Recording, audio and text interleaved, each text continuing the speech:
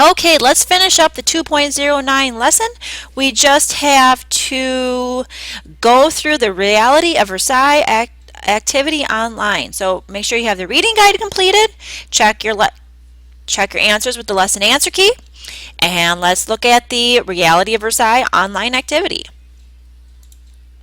On January 8th, 1918, President Woodrow Wilson delivered a speech to a joint session of Congress. Wilson wanted to assure the American public that the country was fighting in Europe for a moral cause and for a long-lasting peace in the world.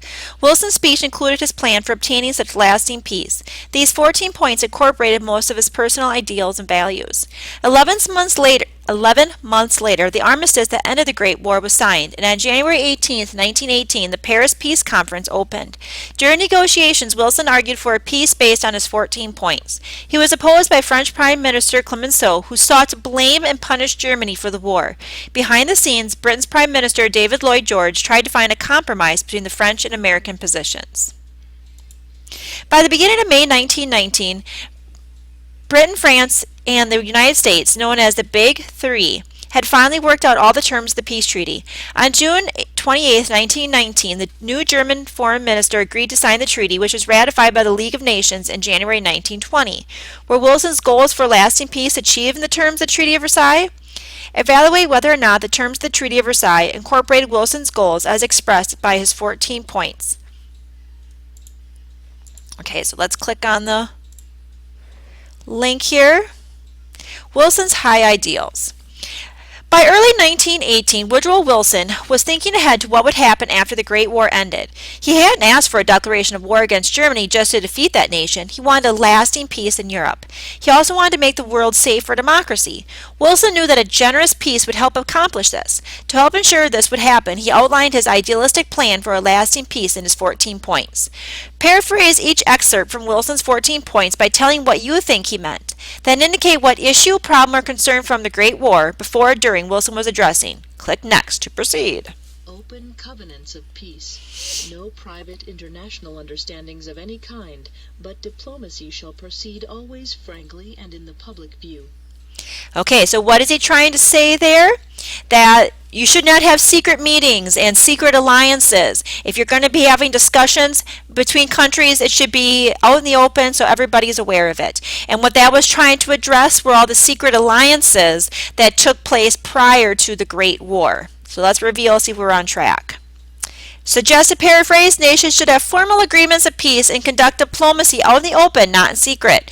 The concern that was being addressed, the military alliances of pre-war Europe, most of which were negotiated behind closed doors. So yes, we were on the right track. Absolute freedom of navigation upon the seas, outside territorial waters, alike in peace and in war. Okay, so that's talking about freedom of the seas, that should be neutral, and that's probably referring to the German U-boats attacks, the sinking of Lusitania, other incidences. Nations that have the ability to let their ships travel the oceans without being attacked even during war. The problem being addressed, the German U-boat attacks on neutral shipping and passenger liners. Adequate guarantees given and taken that national armaments will be reduced to the lowest point consistent with domestic safety. So that's talking about building up weapon stores among countries, and that's to other neighboring countries to feel safe. So let's reveal.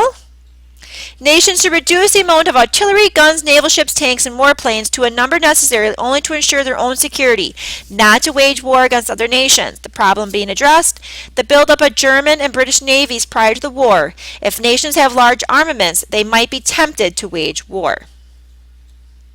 A free, open-minded, and absolutely impartial adjustment of all colonial claims. Okay. European nations must give up their colonial claims overseas. Issue, problem, concern being addressed in the large European colonial empires, specifically in Africa. A general association of nations must be formed for the purpose of affording mutual guarantees of political independence and territorial integrity to great and small states alike. Okay, that's referring to having independence for smaller countries, independence among their own nationalities, not to be governed by a larger empire. Suggested paraphrase, Wilson wanted to form an international organization Oh, I was wrong. Mrs. Carr was wrong because I was thinking of political autonomy. I don't know what I was thinking. I wasn't really thinking of the right thing, was I? Wilson wanted to form an international organization, we're talking about the League of Nations here, that would help keep the peace by solving differences through discussions and votes. This organization would also ensure the independence of nations. Problem being addressed, the senseless slaughter and destruction of the Great War, military alliances, and imperialism. And the Treaty of Versailles was a lengthy document containing 440 articles. Here are the key provisions of the treaty. The Austro-Hungarian Empire was dissolved and several new independent states were formed. Germany was forced to give up all its colonies. And listen to this, France and Britain took control of Germany's former African colonies. That might make Germany mad. Alsace-Lorraine was returned to France. That was an area of France that was returned. Later, we'll find that's one of the first places that Hitler takes over again because it's near Germany. The German armed forces were restricted to no more than 100,000 men, and conscription was abolished. Conscription means forced entry into the army. German naval forces were restricted, and tanks, military aircraft, and artillery were prohibited. Germany was assigned blame for the war. Virtual unification of Germany and Austria, desired by a significant majority of both populations, was forbidden. Germany was required to pay reparations to the Allies, mainly to France and Belgium. Part 1 of the treaty created the League of Nations. Oh, and also here we're talking about unification of Germany and Austria. Austria would also be one of the locations that Hitler would take over early on during his seizing of power during World War II. Now it's time to evaluate whether or not the terms of the Treaty of Versailles incorporated Wilson's goals as expressed in his 14 points. Based on the concept of the 14 points and your knowledge of the treaty's provisions, decide whether or not you believe his goals were achieved in the treaty. If you were to write a paragraph expressing your belief, which of the following thesis statements would your paragraph begin with? And this is your choice. What do you think? Personally, I think Wilson's goals for lasting peace were not achieved in the Treaty of Versailles. And based on your belief and the thesis statement you selected above, which of the following statements would you include in your paragraph? These statements should provide facts to back up your position and help explain why you believe that you do. And I would include, although Germany was stripped of its African colonies, France and Britain took control of them. Restrictions on German military were imposed in the treaty. And Germany was severely punished by the treaty, sowing the seeds of future conflict. Incorrect? Show me. Although Germany was stripped of its... Okay, they're just saying those two would be the correct statements, not the restrictions on Germany's military were imposed in the treaty. But look at this. Well, we got a keyword, ladies and gentlemen. Treaty. So make sure you write that down. Spell it correctly. Then just go to your 2.09 checkpoint. And voila, you're going to put in the word treaty and submit, and you should get 5 points.